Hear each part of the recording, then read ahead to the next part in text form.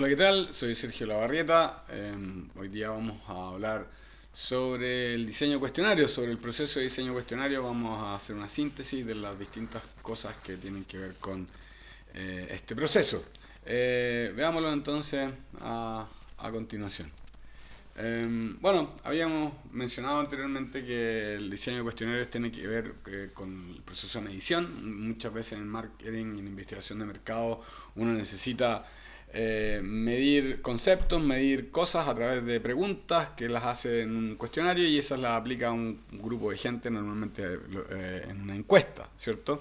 La aplicación sistemática de un cuestionario. Y en todos estos estudios de mercado, la mayoría de los estudios de mercado, hay una cosa que está detrás que uno trata de minimizar, que es el error. Entonces, gran parte de nuestra orientación en el diseño cuestionario debe ser a minimizar o a disminuir este error.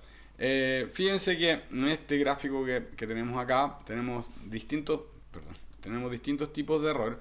Tenemos desde el error muestral y el error no muestral. El error muestral, como hemos señalado, tiene que ver con básicamente el hecho de que extraigamos una muestra. Eso ya lo hemos visto, lo veremos en otras cápsulas también.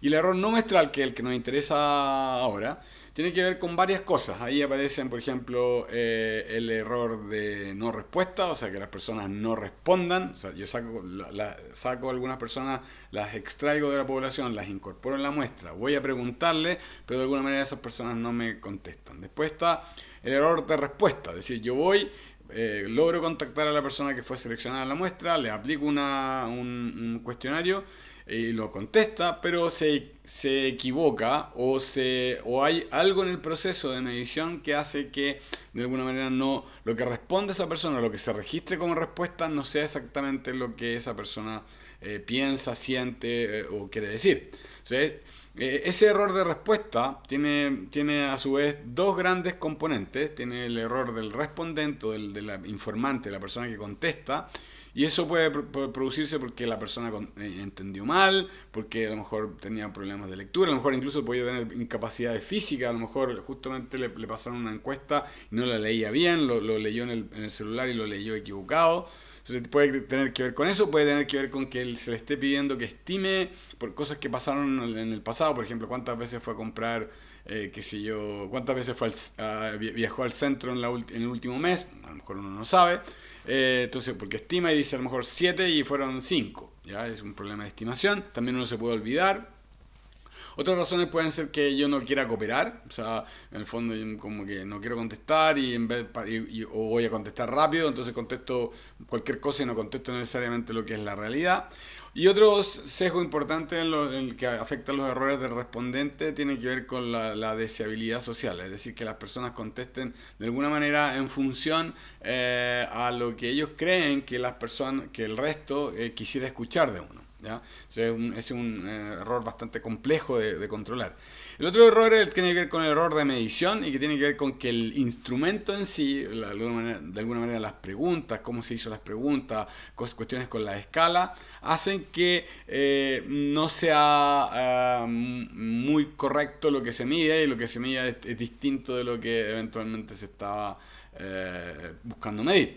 Y eso tiene que ver básicamente con lo que hablamos de la confiabilidad y de la validez. En general, la idea es que el error de medición se puede reducir, nunca se puede eliminar completamente, pero se puede reducir si es que uno, por ejemplo, verifica que existe un nivel de consistencia. Si es que yo logro que un instrumento sea consistente, es decir, que, por ejemplo, a un mismo objeto le estoy midiendo, supongamos, qué sé yo, la evaluación, una persona está evaluando la calidad de servicio, supongamos, de un restaurante, y lo mido hoy día y me dice la calidad de servicio es 5,3. Lo mido mañana, a esa misma persona me da 5,3. Y lo mido así sucesivamente y siempre me da más o menos 5,3. Estamos hablando dentro de un espacio de tiempo razonable, así un par de días, ¿cierto? Obviamente puede variar. Esa consistencia interna muchas veces se le denomina confiabilidad, que es una condición necesaria pero no suficiente para que un instrumento sea válido. O sea, yo cuando hago diseño cuestionario voy a tratar de preocuparme de disminuir el error de respuesta y de no respuesta. Recuerden que yo, si es que por ejemplo, cuestionarios muy largos, que pueden ser, por otro lado, válidos, porque estoy midiendo muy completamente todo lo que tengo que medir, pero es tan largo que hago que la gente se aburra o que no responda, ya sea total o parcialmente, entonces me va a afectar. Entonces yo siempre tengo que estar pensando en cómo maximizo o optimizo en realidad estos errores. O sea, de alguna manera, cómo puedo bajar los distintos tipos de errores, en este caso el error de no respuesta y el error de respuesta, a través del diseño de cuestionario. El diseño de cuestionario también tiene una implicancia, por eso si ustedes se fijan, se pasa un poco hacia el lado. También impactan los errores de campo, los errores de codificación y procesamiento, porque cuando un error de campo se refiere a lo que ocurre cuando uno va a aplicar el cuestionario, ¿cierto? Y muchas veces el cuestionario, bueno, se aplica a veces autoadministrado por internet y ahí pueden surgir errores, pero también pueden surgir errores cuando, en el caso de un cuestionario que no es autoadministrado, por ejemplo, una encuesta telefónica o una encuesta que va a una encuestadora a la casa o a la oficina de alguien, y esa persona ejecuta, digamos, lee el cuestionario y lo implementa.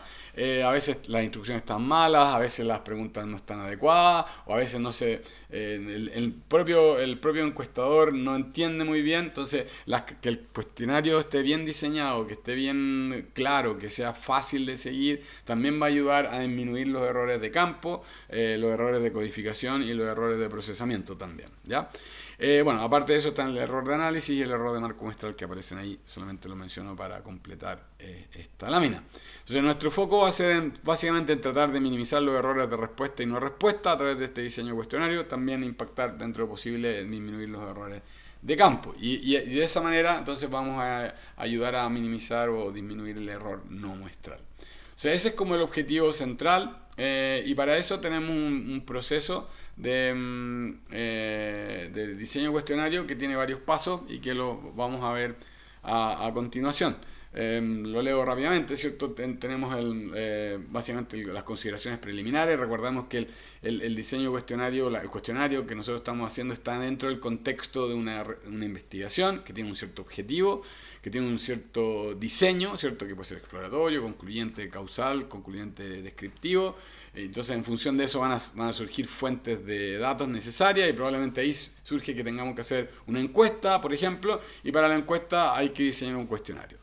¿Qué tengo que incluir en la encuesta? ¿Qué conceptos tienen que ir en la encuesta? ¿Qué voy a preguntar en la encuesta? Los temas van a depender obviamente de los objetivos de la investigación y del problema que vimos anteriormente. O sea, siempre es necesario recopilar previamente información de los clientes, clarificar cuál es de alguna manera el objetivo.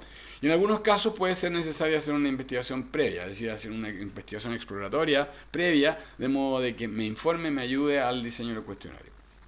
Después tengo el tipo de encuesta, hay distintos tipos de encuestas, mencioné que por ejemplo telefónica, por correo, autoadministrado, por email, por Instagram, hay distintos modos de aplicación, bastante más de lo que habían antes, y eso es una de las cosas que tengo que decidir, ¿cierto? También tengo que después definir el contenido de las preguntas, después, una vez que tengo el contenido general de las preguntas, tengo que establecer además cuál es el formato de respuesta, si por ejemplo si van a ser abiertas o van a ser cerradas, si son cerradas, qué tipo de escalas voy a utilizar.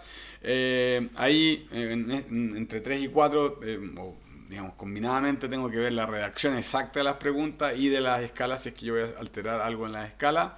Después yo desde que tengo el set de preguntas, voy a tener que hacer el secuenciamiento, voy a tener que buscar un orden y lo voy a tener que poner en un cuestionario, ¿cierto? En lo que la gente llama la encuesta, ¿cierto? Pero en el cuestionario de la encuesta voy a tener que ordenarlo, voy a tener que poner orden, estas preguntas las voy a poner al principio, estas más al final, es una de las cosas que uno tiene que decidir.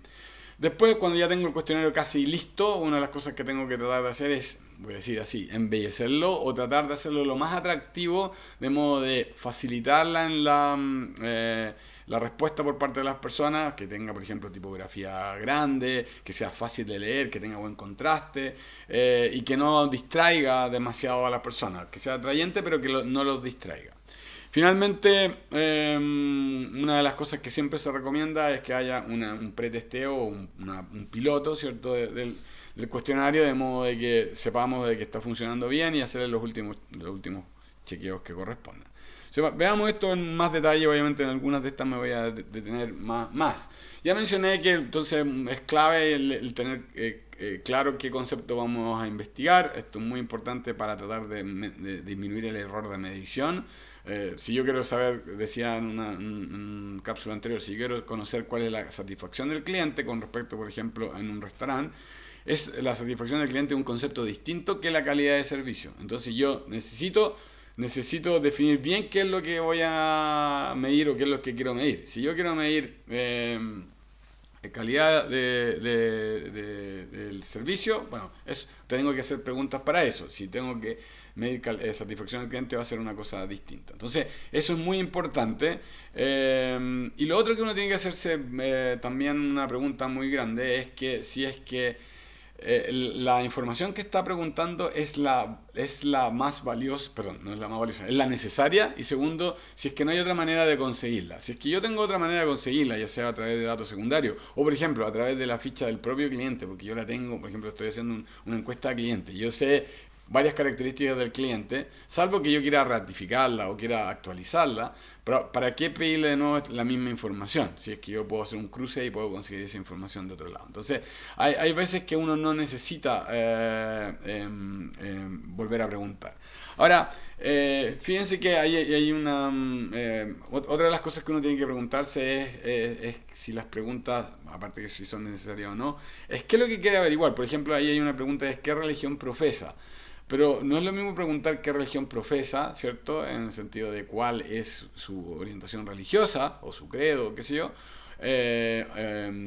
Si tiene o no tiene religión, esa es otra pregunta. O cuán religioso es, o sea, cuál es su nivel de religiosidad o de observación de su credo religioso. Fíjense que esas tres cosas son preguntas distintas. Si yo estoy haciendo un estudio de religiosidad y de hábitos religiosos y que sea conducta relacionada con la religión, probablemente las tres preguntas me interesen. Pero si yo estoy haciendo solamente una tipificación de los consumidores y me interesa por alguna cosa meter el tema religioso o más valórico, bueno, a lo mejor alguna de esas es la que yo necesito, no necesito preguntar las tres. Recuerden que si yo aumento mucho el tamaño del cuestionario, eso va a afectar el error de respuesta. Entonces, siempre voy a estar peleando aquí entre estas dos cosas, entre los errores de respuesta y los errores de no respuesta. Hay cosas que afectan los errores de respuesta son como, por ejemplo, el que yo le pida a las personas que estime, que opine, así como en amplio, que sea muy subjetivo, que interprete, pero sobre todo que estime, que se recuerde, que haga de alguna manera una hipótesis. Y también preguntas que de alguna manera yo las planteo, o ya sea como con una cierta inclinación. Por ejemplo, yo le podría preguntar, ¿usted está de acuerdo, cierto, con el nuevo gobierno? O podría preguntar, ¿cuál es el nivel de acuerdo que tiene con el nuevo gobierno? Las dos preguntas preguntan respecto de lo mismo, pero la primera versión, ¿cierto?, de alguna manera está insinuando que es positivo, que la respuesta debería ser positiva. Entonces, a veces la manera de preguntar y la manera de redactar afecta, ¿cierto?, esto. Y lo otro es que a veces algunas preguntas en sí o los temas generan una cierta deseabilidad social. Ahora, todo esto tiene que ver con ya como cuando uno está redactando las preguntas. Y todo lo que estoy mencionando yo lo estoy vinculando porque si bien esto es lo práctico, es decir, qué preguntas uno va a hacer, lo más importante es saber cuáles son los conceptos que yo quiero investigar, cuáles son los temas que yo quiero investigar, y esos temas tienen que ver con esta investigación previa, con estas consideraciones previas, con de alguna manera tener claro cuál es el objetivo de la investigación. De ahí van a surgir los conceptos y de ahí vamos a poder elaborar las mejores preguntas al respecto. Bueno, otra decisión importante, una vez teniendo claro a qué se va a dedicar o cuál va a ser el objetivo de la investigación y qué temas voy a preguntar, es qué tipo de encuesta voy a utilizar o qué modo de envío de administración voy a utilizar, ¿cierto? Antes, bueno, lo más común eran las encuestas telefónicas, las encuestas por correo y las encuestas personales, ¿cierto? Ahora, último, en lo que son encuestas digitales, ¿cierto? Hay mucha variedad, porque tenemos obviamente el correo electrónico, muchas encuestas se hacen por correo electrónico porque a veces las bases de datos están ahí. Otras encuestas se hacen por cierto, Facebook, Instagram o por alguna de las redes sociales. A veces yo tengo algunas encuestas que yo las puedo hacer en otros medios, en plataformas de encuesta, ¿cierto? Como SurveyMonkey o como Qualtrics, y cómo se canalizan esas encuestas. A veces se canalizan a través de mail o de las redes sociales, otras veces incluso a través de una carta o de otros medios o de un llamado telefónico. A veces hay combinaciones, ¿cierto? Y lo otro, bueno, y hay otras plataformas que también pueden ayudarla. Normalmente se están utilizando muchas plataformas basadas en la web por su facilidad tanto de modificar las encuestas, de programarlas. Uno puede programar aspectos de la encuesta o del cuestionario en estricto rigor. Y además otra de las gracias que tiene es que, claro, que cuando uno contesta queda automáticamente tabulado, ¿cierto? Entonces hay una parte del proceso que es engorroso en el caso de las encuestas con papel o las encuestas que no usan un soporte tecnológico, y que complica y que además genera error. De hecho, ahora incluso muchas de las encuestas que se hacen personales, es decir, cuando uno va a la casa de alguien, ¿cierto? No se hacen entregándole un papel, sino que normalmente se hacen, por ejemplo, con un iPad o un tablet o un celular, normalmente un iPad, un tablet o un computador, en que las personas van marcando, o uno se las pasa o el encuestador las va marcando directamente, y ahí inmediatamente se tabulan o posteriormente se envían y se tabulan automáticamente y de manera digital. Entonces, todo el elemento digital ha ayudado, facilitado mucho la administración de las encuestas y parte del proceso de codificación. Entonces, pero en términos generales hay que pensar en el tipo de administración y las más comunes es autoadministrada, ¿cierto? Es decir, que a la persona le llega el link o le llega un correo o le llega una carta a la casa y puede contestar ahí. Cualquiera de esas alternativas, fíjense que ahí no hay un encuestador presente y por lo tanto se llaman autoadministradas, y ese tipo de cuestionarios tienen que ser súper claros, tienen que ser muy obvios, tienen que ser el orden de contestación, si es que uno se tiene que saltar, tiene que estar súper claro, de modo de evitar los errores de la persona que está contestando. En el caso de los con encuestador, o sea que no son autoadministradas, bueno, ahí normalmente los cuestionarios, aparte de lo que indican, digamos, dónde tienen las preguntas y cómo tienen que algunos responder, además en algunos casos vienen con instrucciones. Entonces, si el encuestador, por ejemplo, se olvidó después de la capacitación o algunos aspectos, puede leer ahí algunas indicaciones de lo que tiene que hacer o de lo que no tiene que hacer, de modo de evitar generar error o influenciar la persona que están contestando, o al revés, ayudarlo. ¿Ya? Bueno, medios de la encuesta ya los mencioné, los más usados, ¿cierto? Son entonces ahora digital, y dentro de ellos email, plataformas, y dentro de los que son en persona, bueno, está el iPad o el tablet, que son los que se utilizan esto. Las telefónicas se siguen utilizando, por ejemplo, para encuestas más cortas, para algunas encuestas a veces políticas se siguen utilizando. O sea, todavía hay de hecho, no todavía, hay bastante variedad porque siguen todos los soportes antiguos, pero también siguen los soportes nuevos, tecnológicos. Quizás lo único que ya no se usa tanto es el correo de papel, a pesar de que de repente igual llegan algunas. Fíjense cuando, por ejemplo, le llega una cuenta de alguna qué sé yo, de teléfonos o de alguna de estas empresas, a veces ahí también puede venir una pequeña encuesta y que uno la tiene que volver a enviar, o a veces le mandan ahí un código QR. Ahora cada vez está más híbrido el asunto, ¿ya? Por eso digo que el tema de lo digital ha influido mucho en el cambio en los métodos de administración. Me quedé chiquitito, voy a tratar de agrandarme.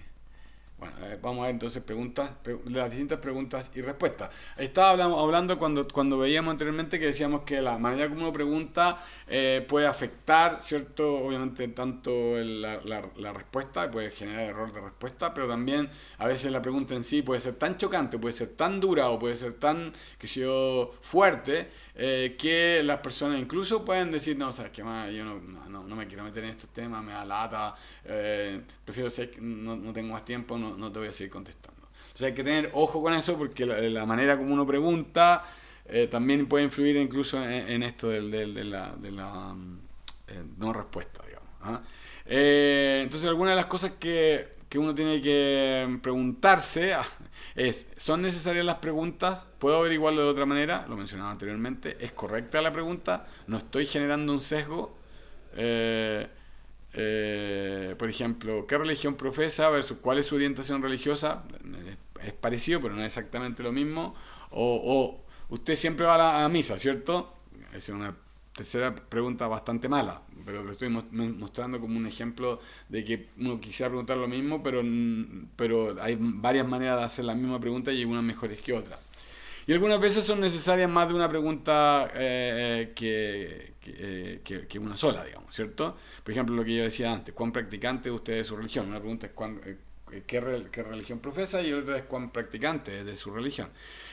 Siempre es importante, a propósito de esto, evitar las preguntas dobles. O sea, todas esas preguntas que dicen, ¿usted qué religión profesa y cuánto va al templo? Esa no es una buena pregunta. Normalmente es confusa porque uno no sabe a cuál de las dos cosas está respondiendo. Incluso aunque no tenga escala y tenga que responder en un texto, ¿cierto? Igual puede generar confusión. O uno se olvida y contesta la primera parte y no contesta la segunda, o viceversa.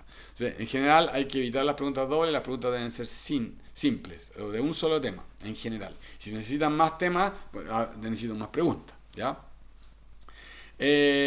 Bueno, mencionamos dentro de los formatos de respuesta, le explicamos bastante ahí los distintos tipos de formatos que existían y las escalas vinculadas, ¿cierto? Tenemos pregunta-respuesta abierta, que tienen la ventaja de mayor riqueza de la información, no restringen al encuestado, y la respuesta cerrada, donde tenemos ahí básicamente las dicotómicas, sí o no, ¿cierto? Y las de alguna manera las que son de clasificación o categórica, ¿cierto? Las típicas de escalas como Likert, escala de diferencial semántico, que permiten una mayor, de alguna manera,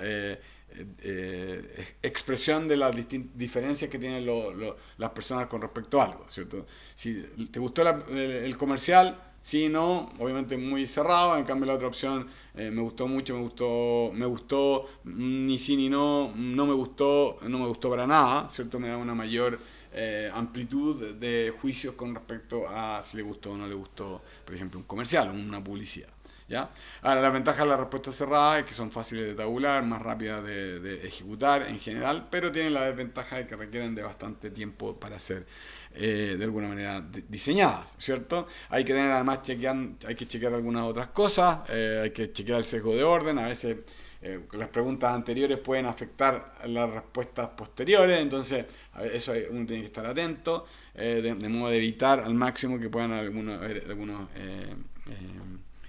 algunos problemas ahí. Y quizás una de las desventajas más grandes es que las personas a lo mejor quieren decir otras cosas, pero no pueden decirlas porque están limitadas a las opciones que les da la pregunta, ¿cierto? Entonces, es un tema que a veces se puede resolver poniendo otras, ¿cierto? Diga, bueno, estas no son las razones que me interesa poner otras y darle esa posibilidad, pero no siempre es así, y porque además eso hace más difícil la estandarización y más difícil la tabulación.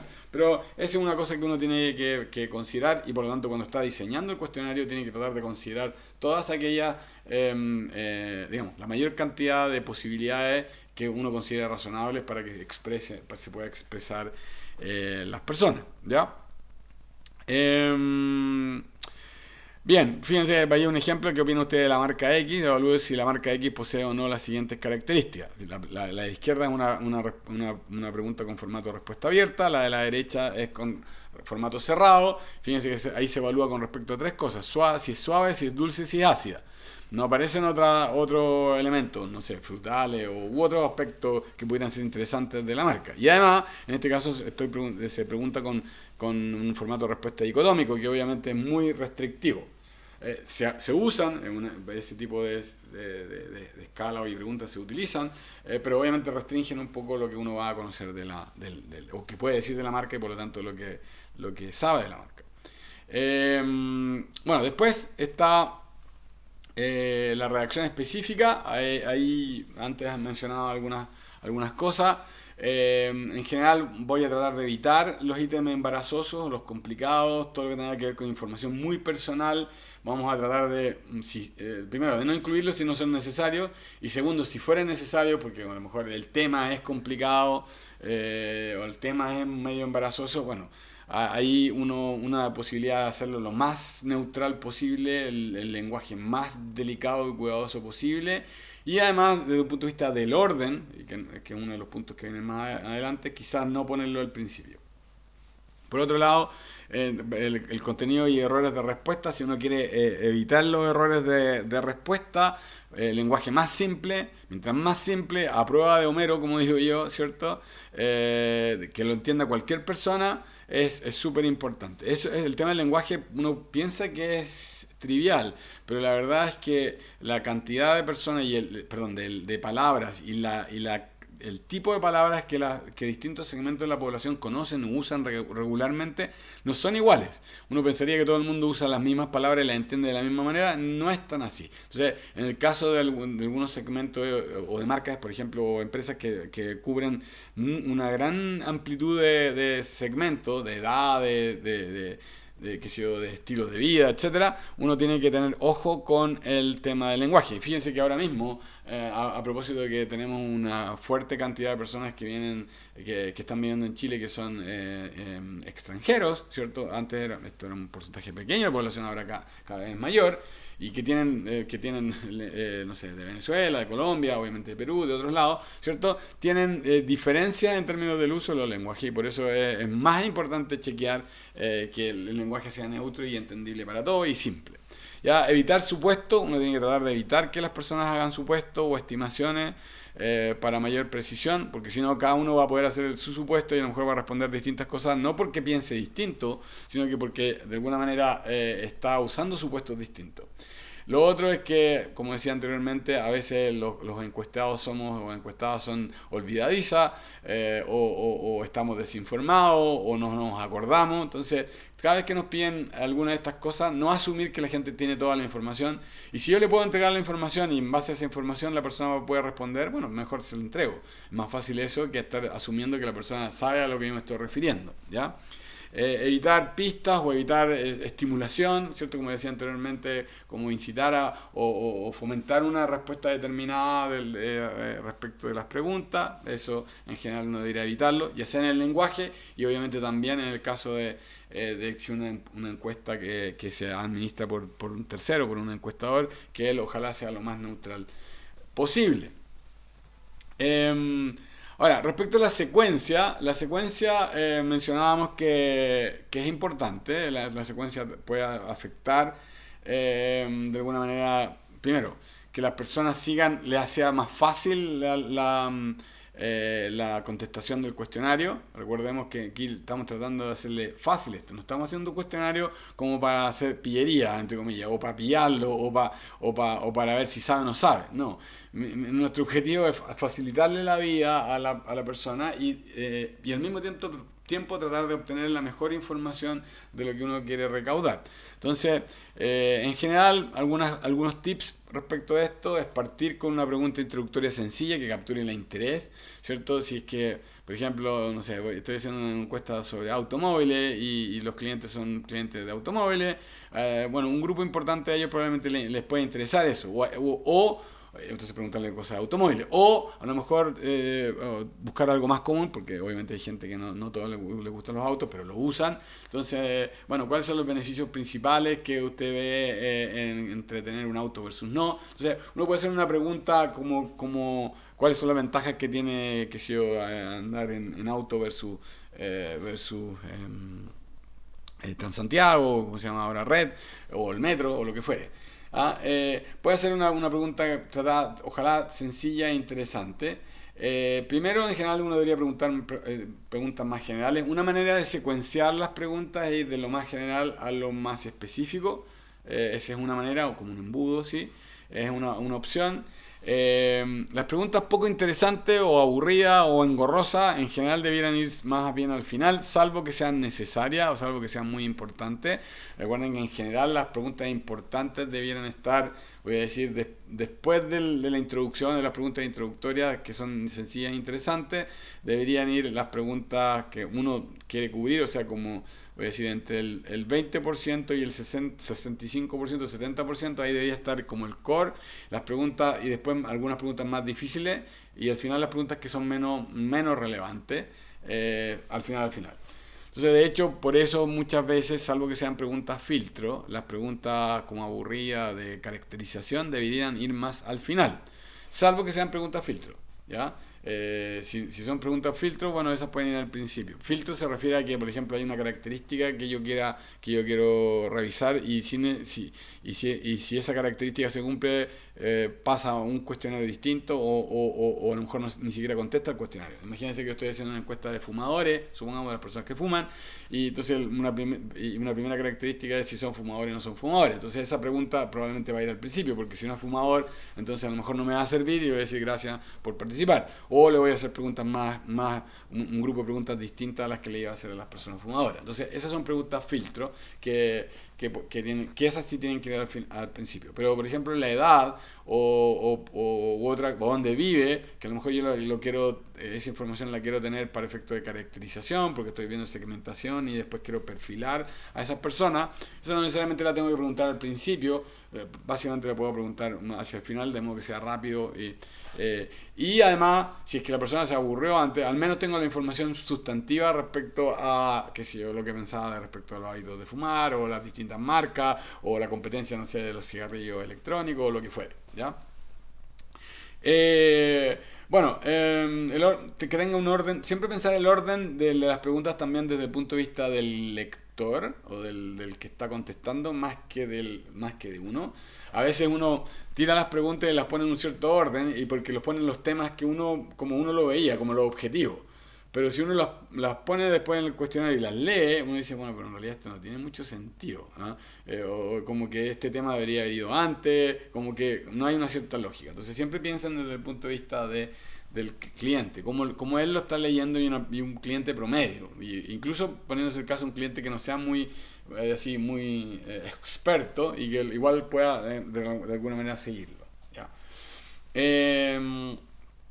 Bueno, mencionaba algo de las características físicas, ahí están mencionadas algunas cosas que tienen que ver sobre todo con las encuestas de empresas, que eran más que lo que se usaba antes, pero algunas de estas características se mantienen igual. O sea, en general el diseño, el uso de color, el uso de diseño, bueno, ahora es gratis, es casi gratis, antes era carísimo, ¿cierto? Hacer una encuesta bonita, adecuada, en colores, era caro, ¿no? Porque la impresión y todo el trabajo de diseño era muy sofisticado. En cambio ahora cualquiera de nosotros puede hacer un diseño razonablemente más adecuado, ¿cierto? En alguna de estas plataformas, o incluso usando algunos, si es que uno la quiere hacer incluso impresa, bueno, puede ocupar Google Docs o puede ocupar Word, igual puede hacer una encuesta bastante más bonita, ¿cierto? Y atractiva y una tipografía que sea fácil de leer, amplia, grande, etcétera, ¿ya? Adecuada. Respecto del... perdón, un segundo. Respecto de esto mismo de la secuencia, que refuerza un poco lo que estaba diciendo recién hace un rato, fíjense que esta es una estructura tipo que les puede servir como un cierto orden. Primero, al inicio, preguntas generales, ojalá alguna pregunta interesante. Podría ir al inicio, alguna pregunta filtro, si es que es necesario. Después, vamos a hablar del tema 1, tema 2, tema 3, ¿cierto? Impresiones de la categoría. ¿Cuáles son sus impresiones de esta categoría? La categoría auto. ¿Cuáles son las características que son más relevantes para que usted considera en esta categoría? ¿Por qué es importante o útil esta categoría? Ya. Después, tema 2, ¿cuáles son las impresiones que ustedes tienen con respecto a las distintas marcas? ¿Cómo es la imagen o la evaluación que ustedes hacen, sumamos, de Peugeot, de Honda, de Kia, de las marcas que estén siendo consideradas? Después el tema 3A, tema 3B, va a depender un poco por ejemplo, del tipo de objetivos que uno tenga. Por ejemplo, algunas personas pueden tener un objetivo en su investigación de evaluar el posicionamiento, para eso sirve el tema 2, y evaluar también la segmentación, o sea, un típico estudio de posicionamiento y segmentación. Entonces vamos a ir el tema 1, 2 y el tema 3A. Pero si yo quiero, por ejemplo, evaluar una campaña publicitaria o evaluar un cambio en la estrategia de precio, obviamente que ahí no se justifica el 3A y ahí eso no lo vamos a incluir en el cuestionario, vamos a incluir el tema 3B y ahí a lo mejor le vamos a mostrar un par de publicidades o ejemplos, un aviso de Facebook o de Instagram, y que las personas de alguna manera evalúen esto en esta misma encuesta. Y al final uno puede incluir las preguntas más descriptivas o preguntas, como decía yo, de caracterización. ¿ya? Ese es como una lógica. Ahora, ahí fíjense que aparecen abiertas y cerradas, preguntas abiertas y cerradas. En general, estamos pensando que vamos a utilizar una mayor cantidad de preguntas cerradas. Pero si es que en cada tema, en general, si es que yo voy a utilizar voy a utilizar abiertas y cerradas, muchas veces hay que tener ojo cuando uno va a ponerlas abiertas, pero normalmente uno debería ponerlas abiertas antes, porque si pones preguntas cerradas, esas preguntas cerradas van a de alguna manera influir en lo que la gente dice después si le hago las preguntas abiertas después, ¿cierto? Entonces, en general, si es así, por ejemplo, ¿cuáles son sus impresiones con respecto a la marca, que sé yo, Honda? Si le pregunto primero, evalúe Honda con respecto a estas 5 variables, después cuando le pregunte, bueno, dime sus impresiones generales de la marca Honda, van a estar influidas por lo que yo respondí anteriormente. Entonces, a veces es mejor preguntar al revés, ¿cuáles son sus impresiones generales de la marca Honda sin haberle dicho nada?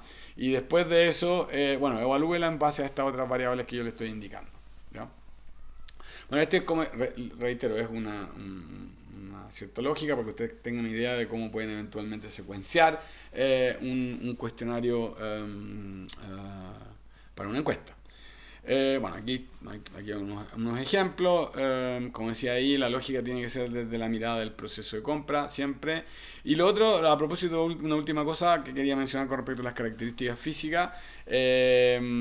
Siempre hay que tener claro que esto está hecho para lograr disminuir el error de no respuesta, o sea, mejorar la tasa de respuesta y tratar de no influir en lo que las personas contestan. O sea, no interferir y facilitar la velocidad de la respuesta. De hecho, dicho de otra manera, mejorar todo lo que es o eliminar al máximo el error de respuesta. Los dos, el error de no respuesta y el error de respuesta. Y para eso, hacerlo más atractivo, poner imágenes que me ayuden, que me guíen, colores que de alguna manera para distinguir cambios en secciones, pueden ayudar, ¿cierto? Todo lo que es diseño físico, atractivo, pueden ayudar, pero hay que tener ojo de modo de que no influir y no interferir y que esto se consuma lo que eventualmente las personas van a contestar. Y lo otro que uno tiene que es muy importante, sobre todo por esto que aparece ahí, esa foto del celular. Mucha gente está contestando ahora las encuestas en celulares, no siempre en iPad, no siempre en computadores, y por lo tanto eso es clave, ¿cierto? Bueno, obviamente las plataformas mejores tienen tienen un diseño, ¿cierto? Que de alguna manera es contingente a donde son, al tipo de pantalla que son desplegados y por lo tanto se reducen o se ajustan. Pero incluso ahí es bueno testearlo. Es bueno siempre testear cómo se va a ver en la encuesta en una versión más chica, en una pantalla más chica, versus una pantalla normal o un computador. Porque si la mayoría de la gente me va a contestar en teléfono, entonces bueno, yo tengo que tengo que considerar esto.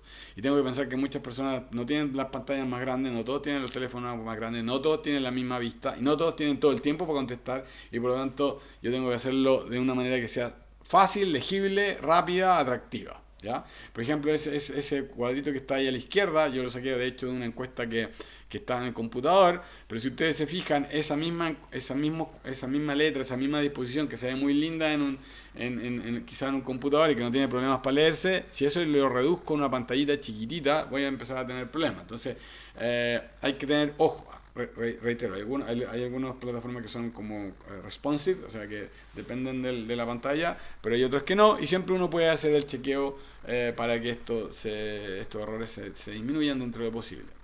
Y el último punto es el tema de la prueba, ¿cierto? De la prueba piloto o pretest o como preprueba, si es que uno lo quiera llamar. En general lo recomendable es hacer una muestra similar a la población, aplicarlo ojalá a un mínimo de 30 personas, eso es lo ideal. Esto permite de alguna manera validar el cuestionario, chequear que las preguntas estén bien, chequear el orden, ver el secuenciamiento. Y si es que uno lo quiere hacer así bien, uno podría aplicar la encuesta y después de la encuesta hacer una breve entrevista a las personas, ¿cierto? Que digan qué les pareció, qué problema hubo, dónde lo entendieron, qué dificultades tuvieron. Eso yo sé que lo hace un poco más difícil, pero ese sería el ideal, ¿ya? Algunas veces pueden faltar algunas categorías, pueden preguntarles por qué respondieron aquí, por qué dejaron sin contestar. Pueden haber varias cosas que uno puede hacer en la medida que uno le pregunte posteriormente a esas personas, como en una pequeña entrevista en profundidad. Pero independientemente de aquello, al menos aplicarlo ya va a entregarte una información. Ya va a entregar, por ejemplo, si es que en algunas preguntas la gente se contesta solo una de las variantes, una de las categorías, y la otra las deja sin contestar, eso me puede estar indicando de que a lo mejor las otras variables que puse, las otras características no eran adecuadas, me faltaron, porque es raro que todo el mundo conteste la misma. Entonces, pueden haber varias cosas que pueden surgir cuando yo hago un pretest, una prueba piloto. Bueno, esto lo mencioné anteriormente, no lo voy a repetir, pero recuerden que siempre nuestro objetivo es disminuir el error de respuesta y el error de no respuesta. Esos son nuestros dos objetivos que siempre van a estar de la mano, y siempre hacer cuestionarios cortos pero que cubran todo. Eso es lo difícil, cortos que cubran todo es muchas preguntas igual, ¿cierto? Cuando digo cortos no es que sean pequeñitos de 5 o 6 preguntas, sino que cubran todo lo que tengan que cubrir, pero lo hagan lo más parsimoniosamente posible, lo más corto posible. Claridad de lenguaje directo, sin influir en los clientes, es muy, muy central. Y bueno, y después acá tengo un ejemplo, se los dejo, lo pueden revisar, les voy a, de un estudio, ¿cierto?, que tiene una fase exploratoria y una fase concluyente. Entonces, en una primera fase tiene un exploratorio que me ayuda a generar el estudio después concluyente. Y fíjense, el estudio concluyente, que va a basarse en un cuestionario, tiene como 4 áreas específicas: el recuerdo de las marcas, el hábito de uso, los hábitos de compra, los beneficios y ocasiones de uso, y la imagen y posicionamiento, por ejemplo, de una marca, ¿ya? Y en función de eso, el cuestionario va cubriendo estos distintos aspectos que están definidos en los objetivos del diseño de la investigación. Entonces, esa es la primera parte, que tiene que ver con el reconocimiento y uso de las marcas. Hay algunas cosas de hábitos de uso y de compra, referencias y ocasiones, y después al final algunas preguntas que tienen que ver con posicionamiento, ¿ya? Se lo dejo como un ejemplo que ustedes puedan considerar. Ahí está la fuente también, si es que le quisieran ir a buscar ahí en la internet. Bueno, ese ha sido entonces el diseño de cuestionario, una síntesis. Nos vemos en la próxima. Que estén muy bien.